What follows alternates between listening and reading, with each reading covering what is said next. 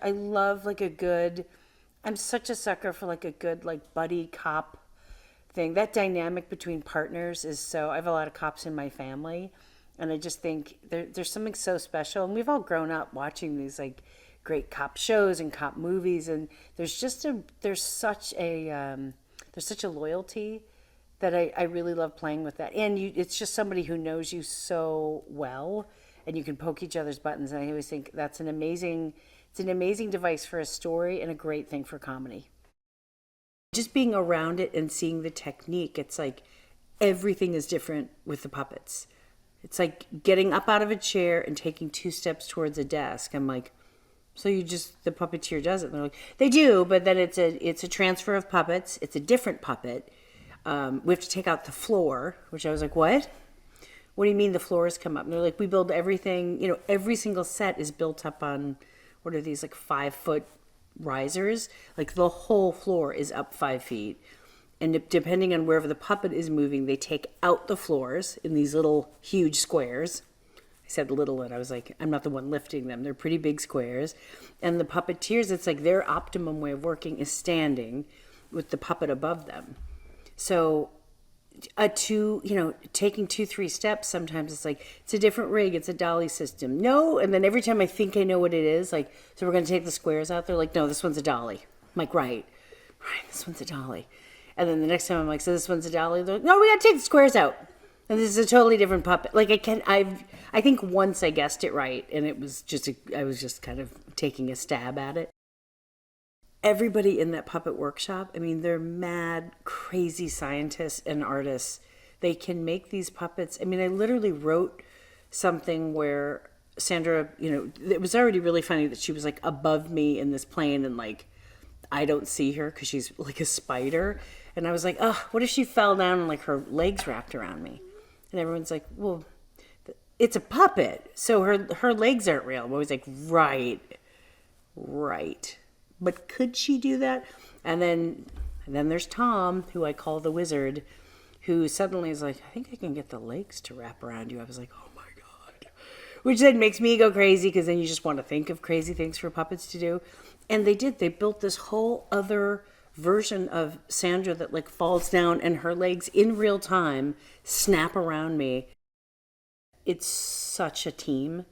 Like each puppet, it's sometimes 5 people doing it. A lot of times 2, sometimes 3. It can be up to 5 people literally bringing this puppet to life. And the fact that they can all do that and do it so fluidly that it's still one character, I mean, it's just crazy. It's really something to watch work. And you end up talking to all the puppets. And then you have to remind yourself, like, I'm talking to a puppet. Like, the camera's not rolling. And I'm just chatting away to a wolf puppet. Like, I've had, like, full conversations. And I was like, I'm sorry. I'm not looking at the puppeteer. I was, like, busy talking to the wolf. Bill Barretta is so good. I mean, he's so good at what he does. He's so good with, I mean, he's a master puppeteer, obviously, but he's such a good actor. And like Phil's broken my heart. I've been furious at Phil. He makes me laugh. I mean, it's all of Bill's heart goes into Phil. Like he really, really, he knows who he's playing. And it's been like one of my favorite like acting partners. And Bill's just amazing. He also plays Bulldog. I mean, he can do anything, but it's how Bill Barretta grounds them, and like he's crazy funny, so he could like we improvise all the time, and he really makes me laugh. He really knows that character's heart. The first time I met Bill Barretta, I mean, he was great, and he put on Phil, and I just kept thinking, I don't know where I'm gonna look. I don't know where my eye line's gonna be. Like, do I look at? They're like, oh, you won't look at Bill. I'm like, I'm going to look at Bill. Like, I'm going to look at the person standing there holding a puppet. And they're like, you won't. I was like, I think I will. And then, of course, the second Bill, put on Phil and started talking to me, I just talked to Phil. Jenny is played by Elizabeth Banks. Ridiculous.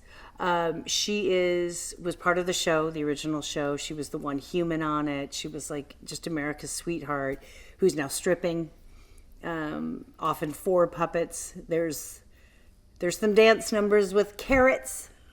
I'm not going to give it away, but it was so great, like Heart of Gold. And then there's a twist I never want to say, but you know, she was Jenny. Like, it's so funny when people come in, you're just like, oh my God, well, of course it's you. And I just love that she was everything, had everything, and just fell from it. And I was like a terrible strip bar. Not that there's really great ones. And her life is, you know, and I think everyone from the Happytime gang is now thinking that, like, when the show comes back on, we'll all get back to like where we were, and that's not happening because they're all basically being murdered. Miss Maya Rudolph is Bubbles, and she literally, truly is Bubbles. Like, I feel like she didn't play Bubbles. I was like, oh my God, Maya is Bubbles. Like, everything. She just literally, when everything got put together, we were all like, Bubbles. Like, it just was, her and Phil, she plays, Bubbles is Phil's kind of like right hand. Like, she's the one that keeps it going, his office, knows everything, is smart, but also just like a bit of an eccentric. She's so remarkable. I don't even have the adjectives to describe Maya. So funny, and all of that goodness. She's also one of the kindest, nicest people I've ever met. And I think all of that, just like, you literally feel it through the lens. Like, you feel what a wonderful person Maya is, and Maya doing Bubbles is like, it's perfect. Hi, Vale here with more on comedy for you. Now, when you think of comedy, you don't necessarily link comedy movies to the Oscars. In fact, very rarely have comedy films won the Best Picture Oscar. The following have been the only comedies that have won Best Picture. It Happened One Night from 1934. You Can Take It With You from 1938. The musical comedy Going My Way from 1944. Tom Jones from 1963. The Sting from 1973. And Annie Hall from 1977. There are other borderline or hybrid comedies that have won the award, including The Apartment from 1960, Terms of Endearment from 1983, Driving Miss Daisy from 1989, Forrest Gump from 1994, Shakespeare in Love from 1998, and 2 dark comedies, American Beauty from 1999 and Birdman from 2014. What's your favorite comedy movie? Let me know in the comments below, and remember to subscribe to our channel for the all best comedy movie releases.